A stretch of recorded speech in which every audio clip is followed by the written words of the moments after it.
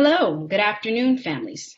Welcome to the Bensonhurst Increase Your Chances of Accepted to Success Academy event with our founder and CEO, Eva Moskowitz.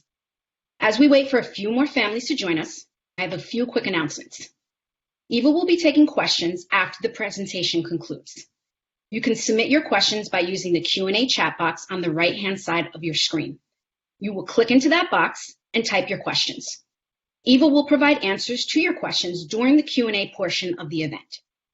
Finally, my colleague Melania Valverde joins us today as well.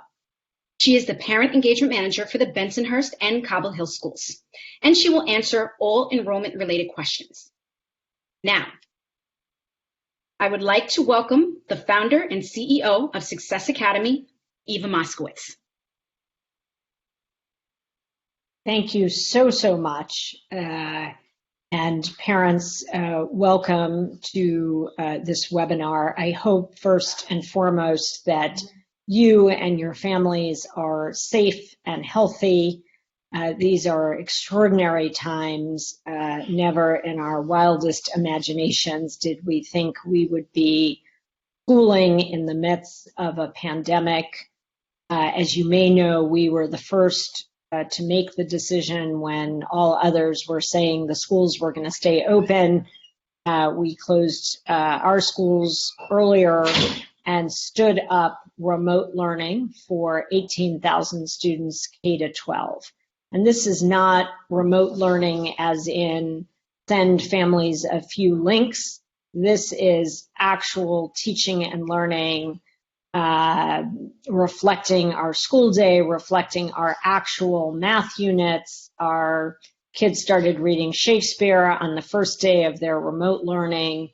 This is virtual schools, very different than what is happening in other circumstances. I wanted to talk with you about the school design and what an extraordinary opportunity it is to be part of the Success family. As you know, we are K to 12. So when you get into the lottery, you are not only giving your kindergarten or first grade or elementary school student an opportunity, you are really securing the educational future of your child K through 12. And so we view that as a very big deal. Now, those of you on this webinar have applied to Bensonhurst. That is, it's a standard school design, so every school is the same model. But that school has fewer seats and is extraordinarily popular. And we wanted to take this afternoon to share with you a little bit the behind the scenes way that the lottery works and the enrollment process works so that you could optimize, maximize you and your child's chances of going to Success Academies. So the Bensonhurst, as I said, has fewer seats and has the highest demand of any school in our network. We have other schools in Brooklyn that offer the same model that have more seats to begin with, just because the footprint of the building is such, and are in areas that have a lot of high-performing charters or other district schools. And so I wanted to personally make sure that you understood that preferencing a school like Cobble Hill or Fort Greene is going to give you an opportunity to attend a Success Academy school, whereas if you just stick with the Bensonhurst, you might be one of the lucky ones, but most families, unfortunately, will not be one of the lucky ones. And I wanted to make sure that you had that information so that you could make a strategic decision. We could accommodate several hundred families from Bensonhurst in the Cobble Hill school. And so not adding that to your application is really diminishing your chances of getting a Success Academy education. Let me turn things over to Millennia to talk a little bit more about the details of that enrollment process. Thanks, Eva. We encourage families to apply to more than one school, and we encourage you to apply to schools, of course, that you can get to on time in the morning, but as Eva shared, all of our schools are the same as far as design and curriculum. And we do have families that have added more schools to their application and are accepted perhaps to their second or third choice school and are very happy at that school. So the more schools that you apply to, the greater your chances of being accepted to Success Academy. And I'll just add that both at Fort Greene and at Cobble Hill, we were able to secure a bigger footprint, meaning we were given more rooms, which means we can accommodate more students at both of those schools. And while they may not be directly in your neighborhood, if you think, and I'm the mother of 3, and so these are choices that I know that I have made for all of my 3 children, if you think about being in the position of not getting a Success Academy education, you want to make sure that you're willing to live with that outcome. Otherwise, you should put Fort Greene and Cobble Hill on your list. And then you have a little more time to talk to parents who have come from the Bensonhurst community and are in those schools. They are lovely schools with incredibly talented principals offering the full complement of programming from chess to arts to sports. Cobble Hill has a beautifully redesigned playground that we have done. Those principals are incredibly talented. Those faculty members are incredibly talented. And I wouldn't want you to end up without a Success Academy education simply because you didn't check the box. And I just want to reiterate, Bensonhurst Success Academy is the most popular school in our portfolio of schools, and it has amongst the fewest seats. And so you want to make sure that you are being totally strategic. And this has implications, of course, not only for your elementary school education, but our high school is an amazing place where we offer electrical and mechanical engineering and biomedical engineering. We have a honors humanities program where our students study art history. We have a summer experience program where our students spend their summers on college campuses. It is a phenomenal high school, and I say that as someone who I went to Stuyvesant High School. I know what the New York City landscape looks like, and I know how good our high school is in comparison to the best of the best in New York City, and I don't think you'd want to lose out on that opportunity. So that is sort of why we're having this special webinar, to make sure that you are able to optimize your chances. Genevieve, we can go to questions if you're ready. Great. Thank you so much, Eva, for all that phenomenal information about our program. We have a number of questions that have already come in from families. And so we're going to begin with the first question that I think you will enjoy answering. We hear a lot about joy and rigor at Success Academy. Can you talk a bit about what joy looks like?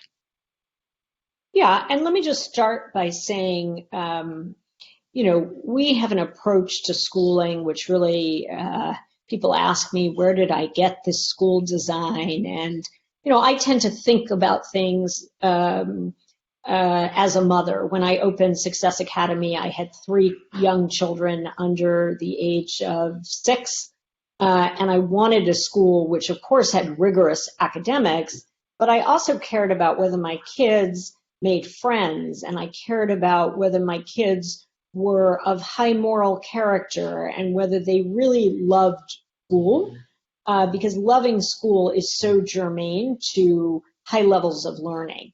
So we've tried to create an environment where kids really love coming to school. It's a place that they enjoy being. And part of that joy comes through the academic subjects. We think mathematics is enjoyable. If you give kids interesting problems, they will be engaged. But part of it also comes from our emphasis on scholar talent and developing scholar passion. So if you love art, we want to make sure there's art. If you love dance, we want to make sure there's dance. We have a world-class soccer program where we have 5,000 kids playing soccer across our network quite competitively. We have an emphasis on sports. We have an emphasis on coding and debate. All of that is part of joy, but so is silliness. So we have Pajama Day, where everyone, including the CEO, gets dressed up in their pajamas, and we walk around school and go through our normal day. We have Silly Hat Day. We have dance parties. We have Field Day, where we do potato sack races. We just like to enjoy ourselves. We enjoy the kids, and we enjoy school, and so we have fun with it. Great. Thank you, Eva, so much. Henry asks, what if we get accepted to Cobble Hill? For example, can we attend for a year and then transfer to Bensonhurst location? Melania may also want to chime in on this question as well. Yeah, I mean, I'll leave some of the particulars to Melania, but I just want to make sure that everybody understands that the chances of that happening are somewhat minimal because of the number of seats offered and what we call kind of the stickiness of the school, meaning most families do not leave, and so there are a very limited number of openings. So I wouldn't think about it that way. It's possible, but I wouldn't count on it. Melania, do you want to give more details, or feel free to correct anything I say, because I'm not the expert on the mechanics. I agree with you, Eva. And in addition, families that attend Success Academy schools, they may apply for the following year's lottery without risking their current seat. So that is always an option. But again, given just the high demand at Bensonhurst, it is not as likely as if you add perhaps other Brooklyn schools to your application. Wonderful. Thank you, Eva, and thank you, Melania. Melania, there's actually a great follow-up question to the previous one that you'll probably be able to answer. Cynthia asks, can I add Cobble Hill as a second choice to the application that was already completed? Yes, thank you, Jen. So families that add schools now to their application can check their results for those schools in early May. Thank you so much. And Eva, we have a very exciting question that's come through from Jose. Is learning more web-based or web-driven even while on site? Also, is homework the same way? First, in the classroom, we have a fair amount of technology in the classrooms, from smart boards to Elmos, fourth grade and above. We have a one-to-one laptop program. In K-3, we have Chrome tablets. So we're fairly digital as a school system, but we do not believe, particularly for the little ones, that an entirely digitized environment is best for children. First, because schools are communities, and we establish community meetings and communities of learners. But we do think that digital learning has its place. And so homework is certainly digital. We've moved to a stylus so that kids can do their math homework and their math classwork digitally. That has been a giant leap forward for us. But there's still an emphasis on old-fashioned books and oral language development. And certainly in science, you can't really do what we do digitally. So we're one of the few schools in the nation where science is not a second-class subject. Every child has science every day. It's discovery-oriented science, so our children do about 100 experiments a year. They're quite materials heavy, and so you can't really do that digitally. You need to do the experiment with the materials. Thank you, Eva. Shandon asks, are there any gifted and talented classes? Yeah, we do gifted and talented differently. We really do something called value-added education, where we take every child where they are and we expect every child to grow. And if you're what we call a high flyer, we expect growth from where you are. And our teachers are trained to differentiate. We literally have different problems, math problems, for example, that we're giving different children depending on their level of mastery. And I can't emphasize enough, we are very, very different than a district school and very, very different from even a G&T program. My eldest son went to one of the citywide gifted and talented programs.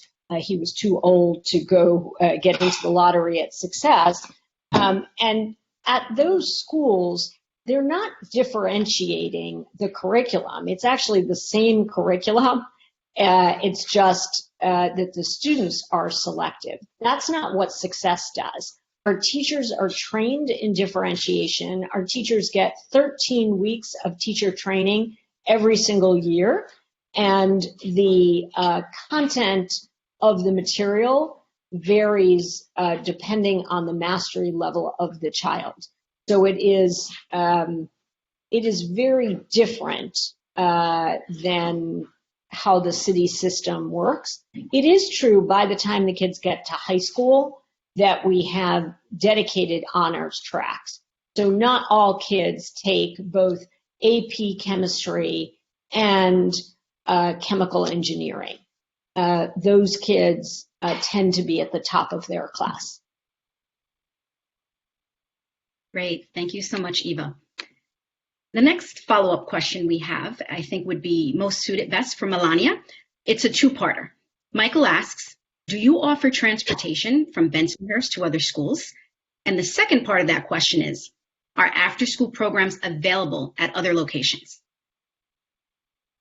Thank you, Jen. So we don't offer transportation or allow services for our scholars. As part of our school design, our families drop off and pick up every day, and pickup is a great time to get an update on your scholar's progress on the day. And while we don't offer after-school programs on site, we do share a list of local community programs in the neighborhood, and many of them do pick up from SA. Wonderful. Thank you so much, Melania. The next question, which I think would be best suited for you, Eva, is Shandon asks, what does a typical day look like for a kindergartner? Sure. First of all, we start every day with a community meeting. So all the kids gather around the rug and we talk about what happened the day before. We might talk about something that happened at the school as a whole, or we might talk, if appropriate, about something that happened in the world. And we really sort of digest what does it mean to be a member of a classroom community. We revisit our values, how we treat everyone with respect. And this is really an opportunity for character development and community building. Then we might do some what are called math routines. We believe that students need to practice their mathematical fluency. We then would do a read aloud where we read and discuss a great book. The teacher reads the book to the children, and that reading is punctuated by short bursts of discussion, either with a partner or whole class. We would then do what's called independent reading, where students are choosing a book of their choice and reading at the beginning of the year for 10 minutes. And some of those books are wordless books because the children may not in kindergarten yet know how to read, but they can comprehend stories by looking at the pictures. We would then, the children might go to science or go to art. In K-2, we expose children to all the scholar talent, but starting in 3rd grade, the children choose their electives. So if they choose to be on the chess team, they would do that elective. If they're choosing basketball, they would do that elective. In kindergarten, there is recess twice a day. The children would also, half a class would visit the block room.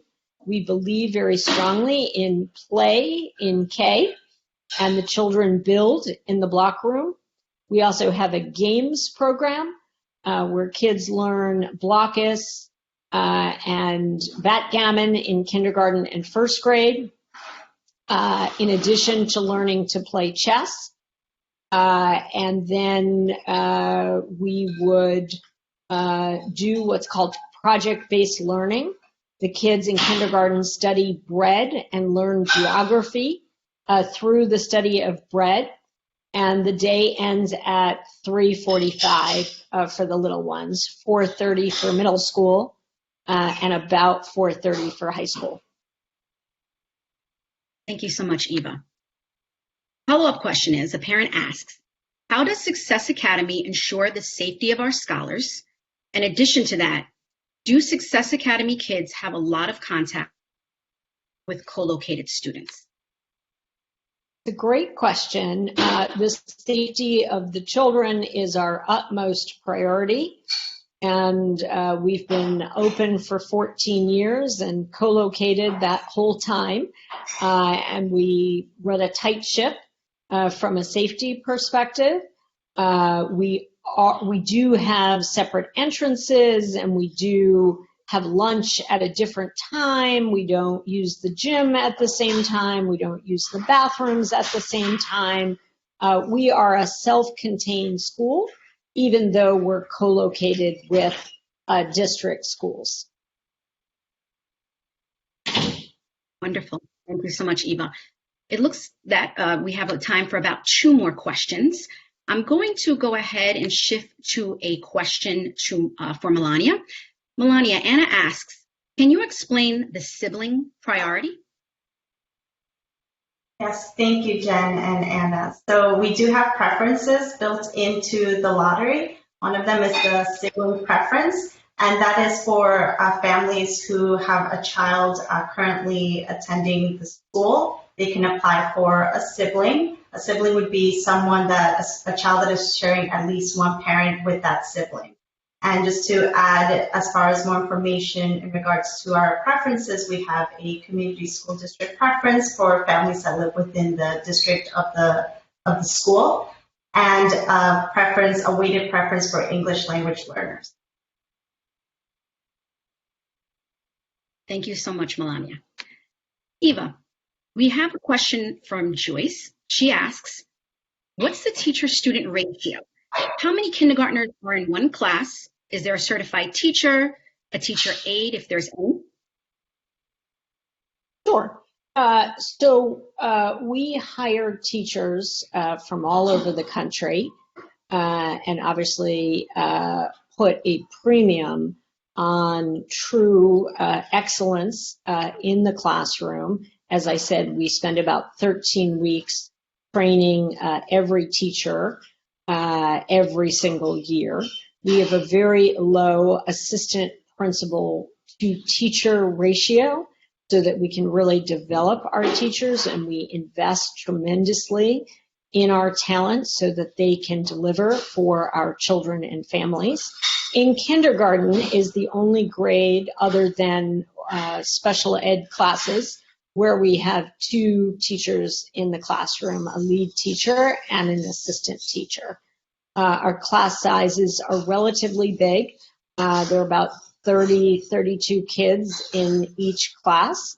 But we instruct in such a way that our instruction is often in groups of 6 to 8.